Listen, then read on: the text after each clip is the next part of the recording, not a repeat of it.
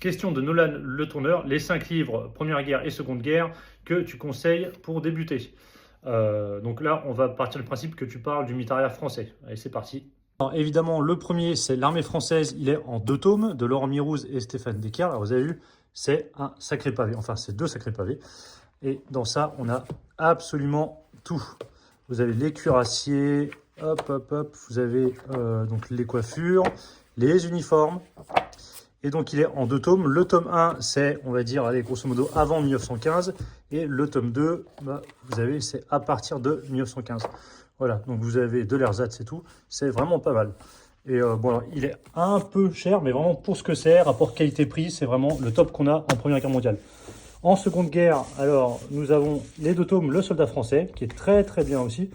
C'est très généraliste. Alors, c'est moins détaillé que le premier livre sur 14, mais il est vraiment pas mal aussi. Voilà. Là, vous avez vraiment toutes les bases sur ça.